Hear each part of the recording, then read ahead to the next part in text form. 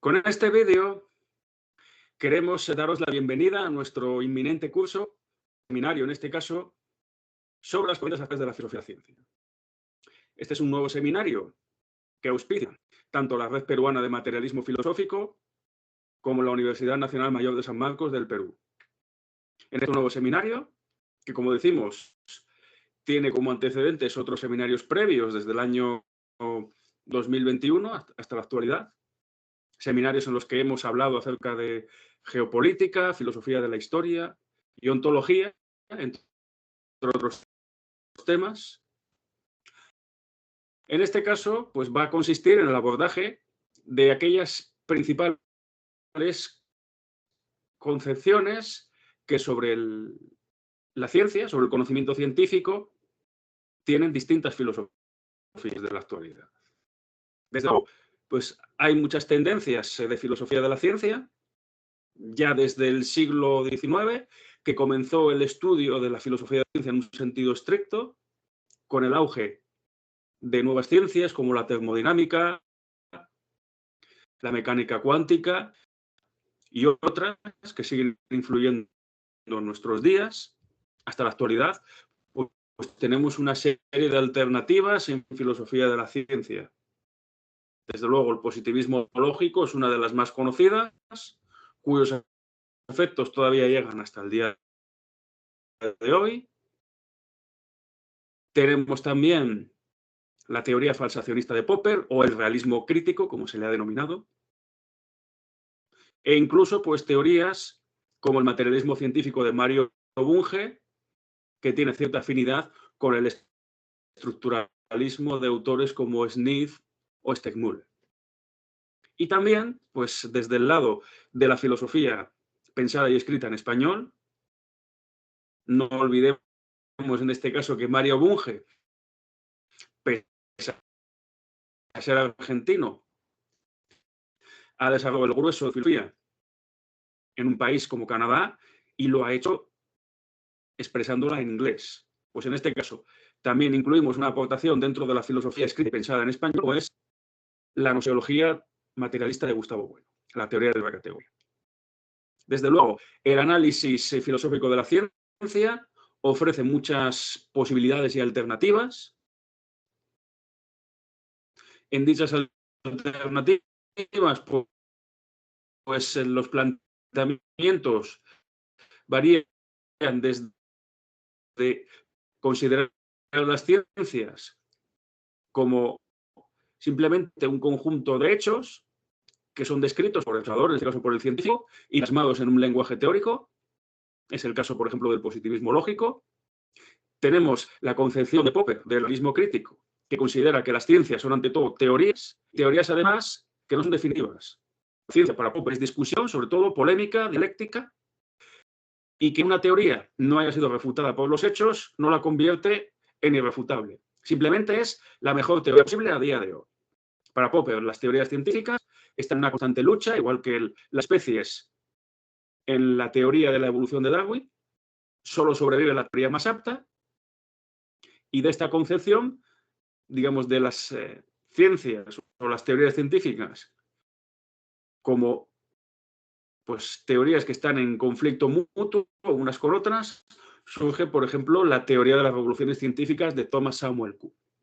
Es decir, la idea pues, de que cada cierto tiempo el paradigma imperante en una comunidad científica es renovado en una revolución científica. El modelo de revolución científica para Kuhn es la revolución copernicana, en la que el paradigma tolemaico que situaba a la Tierra, al planeta Tierra en el centro del universo, fue sustituido por el paradigma heliocéntrico de Copérnico, en un proceso que duró varios siglos y que constata el cambio o el paso de un paradigma constituido como ciencia normal, discutido por una serie de autores, en la comunidad científica varía en sus planteamientos, en su forma de pensar, y se acaba adoptando el paradigma heliocéntrico. Para otras teorías, como el materialismo científico de Mario Bunge, las ciencias simplemente son un conjunto de teorías que se amoldan o se aproximan a unos hechos. Es decir, hay una cierta probabilidad, pues como dijeron los finlandeses, tu lema y ni luoto, de que una teoría científica sea verdadera. En este sentido, pues no se hablará tanto de verdad, sino de aproximación o incluso verosimilitud. ¿Cuándo podría ser una teoría 100% probable de que sea verdadera? Cuando el número de experimentos que la hayan confirmado tienda al infinito. Es decir, el problema que plantea la inducción, ya desde los tiempos de Hume, o incluso si vamos más allá, desde los tiempos de Aristóteles, es que nos ofrece siempre pues, una serie de datos que son incompletos. Nos ofrece una cierta probabilidad de que un hecho suceda, pero no nos da una certeza absoluta. Entonces, esa certeza será absoluta, es decir, la inducción será completa, como decía Aristóteles, cuando el número de casos posibles haya sido agotado. En el límite, pues cuando ese número de casos o de experimentos tiende al infinito. Y por último tenemos pues, una cuarta alternativa. Hemos recogido ya 3 posibles alternativas generales. Desde luego, pues hay muchos matices entre ellas en filosofía de la ciencia. Pero también tenemos una cuarta en la que la ciencia, o las ciencias, en este caso, no son ni hechos ni teorías. Tenemos aquí, curiosamente, a 2 autores tan contrapuestos y variopintos como pueden ser Paul Feyerabend y Gustavo Bueno. Para Feyerabend, desde luego, no existe un solo método científico, hay una inconmensurabilidad entre las propias ciencias.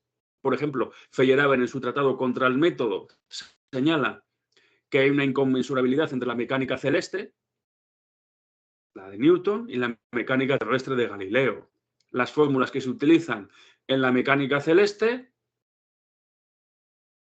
incluyen elementos o variables que no son las mismas que en la terrestre. Con lo cual, pues no hay un método universal y de ahí, y de otros casos que va planteando Feyerabend, pues concluye aquello de anything goes. Es decir, todo vale. Que para algunos se convierte en un relativismo que es lo mismo que decir nothing goes, nada vale. Y también, dentro de esa cuarta alternativa que señala que las ciencias no son ni hechos ni teorías, tenemos el caso de Gustavo Bueno.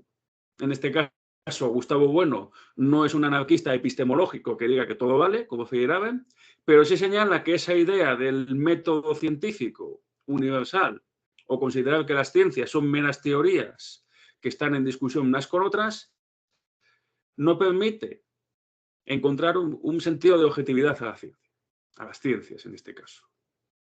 Bueno señala que las ciencias no son ni hechos ni teorías, puesto que las ciencias son construcciones objetivas que han transformado el mundo hasta tal punto pues que el mundo anterior a la mecánica de Newton y sus 3 leyes fundamentales de la mecánica, incluyendo la ley de la gravedad, es muy diferente al mundo actual.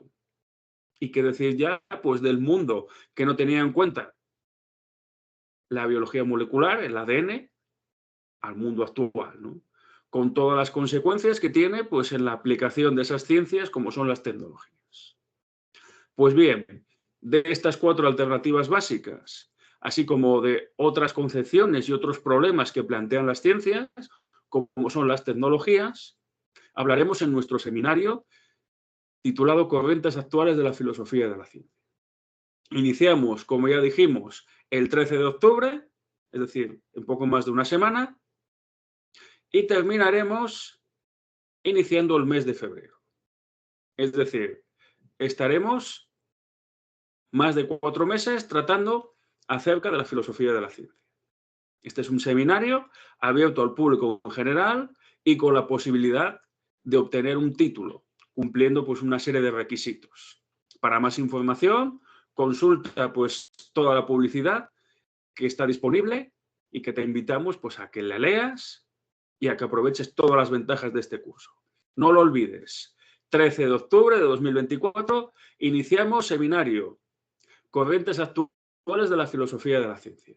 Como siempre, auspiciado por la Red Peruana de Materialismo Filosófico y la Universidad Nacional Mayor de San Marcos del Perú.